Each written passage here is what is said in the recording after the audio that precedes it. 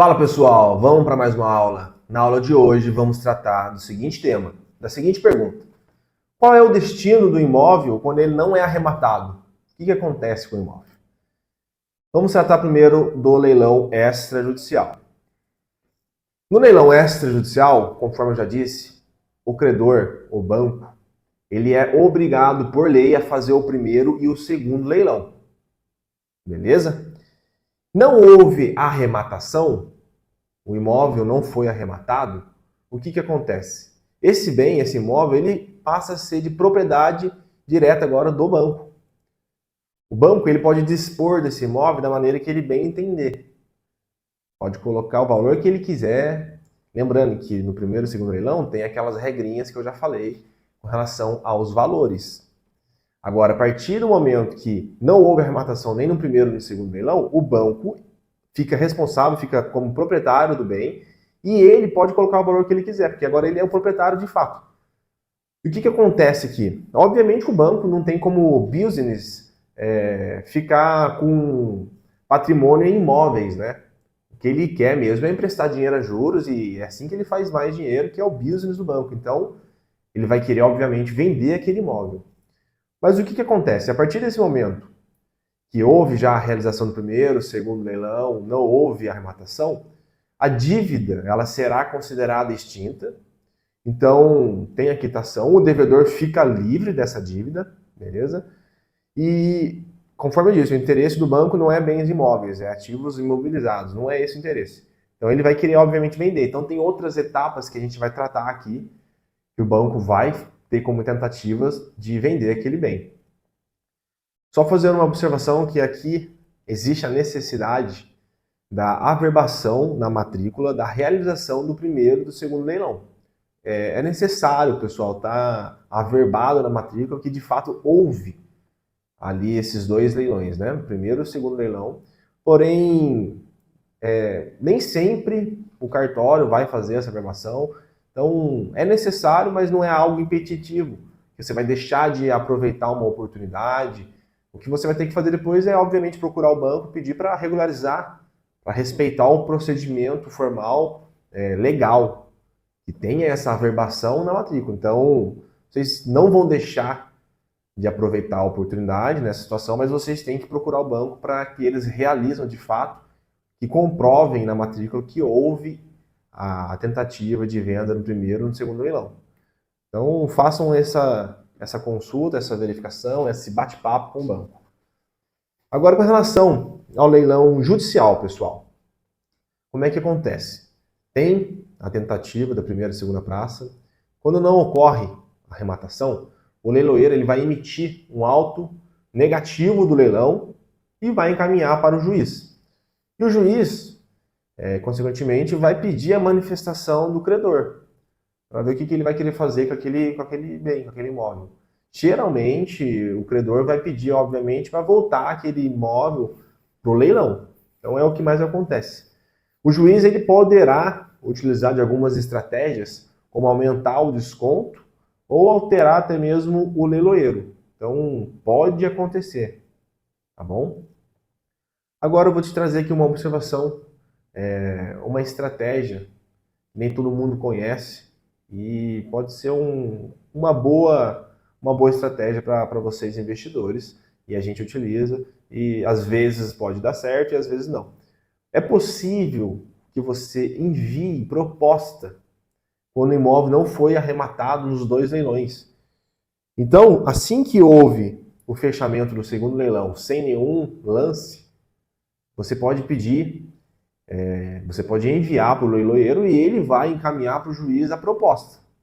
Só que, conforme o nome é uma proposta, você não tem a plena certeza, vai ficar a critério do juiz aceitar ou não essa proposta.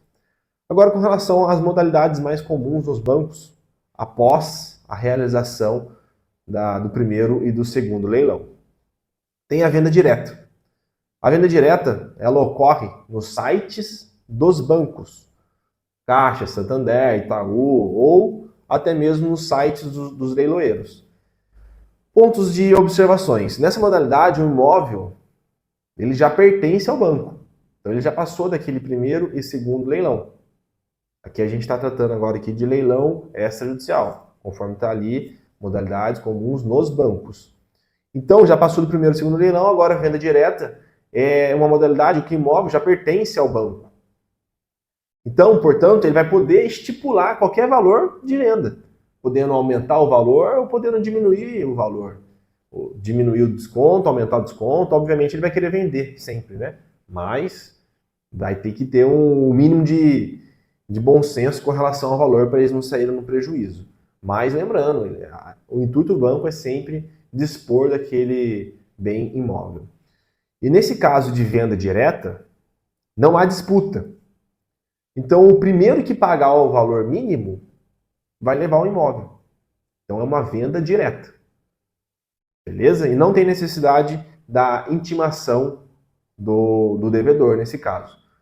Essa observação é lembrando que lá no primeiro e no segundo leilão tem aquelas regrinhas, tanto da intimação, da data e a intimação também da citação, né? Para ele pagar o valor que ele está devendo. Então, nesse caso aqui de venda direta, não tem mais essa necessidade de intimar o devedor. Existe também a figura do terceiro leilão, ou também conhecido como leilão não obrigatório. Nessa modalidade não há preço também definido em lei, conforme lá no primeiro e no segundo leilão tem uma previsão em lei que estipula os valores. Aqui não. Aqui o credor ele também pode definir o valor que ele quiser. E também não existe a necessidade de notificar o devedor das datas do leilão. Não tem mais essa necessidade. Nessa modalidade existem outras opções que se enquadram como terceiro leilão, como licitação aberta, que é uma modalidade utilizada pela Caixa Econômica Federal. A gente vai trazer aqui agora para vocês conhecerem a linha do tempo quando se trata de leilão na Caixa. Então essa daqui é uma figura que está lá na cartilha da Caixa. E como que ocorre a linha do tempo? É primeiro leilão, segundo leilão, licitação da Caixa, que é a licitação aberta ou licitação fechada, venda online e a venda direta online. Então essa é a ordem cronológica, não arrematou no um, passa para o outro. Aqui eu trouxe algumas características, conforme eu disse, lance mínimo é o valor da garantia atualizado ou o valor de avaliação da prefeitura, o que for maior, do ITBI. No segundo leilão já é o valor da dívida. Então esses dois valores, tanto no primeiro e no segundo leilão, a lei estipula que o imóvel seja levado nesses valores, nessas normas. Então, o lance mínimo do segundo leilão é o valor da dívida contratual, mais as despesas da consolidação. Na licitação da Caixa, o valor de avaliação da Caixa com aplicação de desconto. Então, a Caixa vai decidir qual o valor que ela quer colocar. Na venda online, disputa online, o prazo a consultar do anúncio, lance mínimo, valor da Caixa, também é a mesma sistemática, tá, pessoal?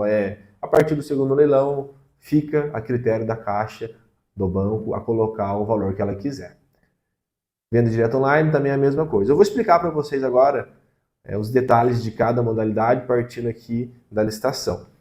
Quando se trata de licitação, que é na Caixa Econômica Federal, existem dois tipos. A licitação fechada e a licitação aberta. Na licitação fechada, como é que acontece? A Caixa ela publica o edital e quem tiver interesse vai enviar uma proposta por escrito, só que num envelope fechado, num envelope lacrado. E nessa modalidade, as propostas elas permanecem em sigilo, então ninguém tem acesso aos lances. Então é uma modalidade bem diferente, não tem muitos acontecendo, mas é uma modalidade que existe. E com relação, e também a data e a hora serão designadas para sua divulgação, a divulgação dos lances, dos envelopes, né, das propostas. E a Caixa ela vai selecionar, obviamente, a melhor oferta. Um ponto de observação que você tem que apresentar um calção de 5%. Então esse ponto aí acaba afastando bastante gente, porque as pessoas pensam que vão perder esse calção. Mas não, se você não for contemplado ali, o seu lance, né, não for melhor, esse calção você pode depois recuperar. E se tratando de licitação aberta, a Caixa também vai elaborar o edital, porém há a presença do leiloeiro, nesse caso aqui tem o leiloeiro. Sendo assim, obviamente vai ter a taxa da comissão do leiloeiro, que geralmente é de 5%, né? Via de regra, o pagamento é somente à vista nesse caso, de licitação aberta. Não aceita o financiamento. Obviamente, pessoal, via de regra, sempre consultar o edital, que é o que vai trazer as regras do leilão.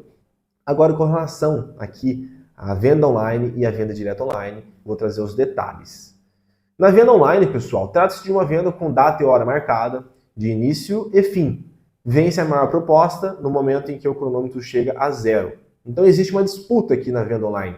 Eu até coloquei a imagem aqui do lado para vocês. Então lá vai ser diretamente no site da Caixa, vai ter um cronômetro, onde vai estar ali exposto os dias, as horas, para finalizar aquela disputa. Então ali você vai ter acesso aos lances e o tempo vai sempre passando. Então o melhor lance, o maior lance que quando tiver zerado o cronômetro, vai levar o imóvel. Diferentemente da modalidade de venda direta online. Aqui ocorre após a venda online e o cronômetro aqui ele é zerado. Então você vai no site da Caixa, seleciona lá a venda direta online, você vai ver que vai estar o cronômetro zerado. Então, ele é depois da venda online. Não houve nenhum lance, ele passa por essa modalidade. Nessa modalidade, o primeiro que chegar e pagar o valor mínimo do lance, leva. Então não tem disputa nessa modalidade. Então é muito bacana. Existem boas oportunidades. Obviamente, para chegar aqui, lembrando, passou pelo primeiro, segundo leilão, licitação aberta, venda online, depois venda direta online. Então, ainda existem boas oportunidades, porque são muitos imóveis, mas para chegar aqui já passou por muita gente analisando, né? Vou trazer aqui as vantagens dessas modalidades. A Caixa Econômica Federal ela disponibiliza corretor nessas modalidades. Então você pode usufruir sem pagar. Então esse corretor ele vai te dar um auxílio, um suporte nos procedimentos internos do banco. Então você, teoricamente, você não paga. Só que, pessoal, falando a verdade, o valor está embutido, né, no corretor. Mas, analisando teoricamente, você não vai pagar o corretor, tá bom? Pode ficar tranquilo. Agora, não tem também a comissão do leiloeiro. Então, é uma boa opção de você economizar 5% da taxa do leiloeiro. A Caixa Econômica Federal, ela tem um financiamento facilitado. É possível você conseguir 95% de financiamento e apenas 5% de entrada. E os débitos, eles, em via de regra, a Caixa vai pagar. Só que, pessoal, novamente, sempre analisa as regras no edital. Pode haver mudanças, mas falando em via de regra, nessas modalidades, a Caixa, ela dá esse impulso na venda, falando que vai pagar as dívidas, porque já passou por vários leilões, né? Pessoal, a aula de hoje foi bastante conteúdo, né? Bastante slide, então analise com calma, faça suas leituras, assistam mais de uma vez, para vocês terem todo o conhecimento necessário. E aqui a gente finaliza com a frase que todo progresso acontece fora da zona de conforto. Então, para mim, toda mudança gera um desconforto. Então, se você está progredindo, você pode estar desconfortável, isso faz parte. Faz parte do processo do seu crescimento. Beleza? Confia. Vamos para a próxima aula.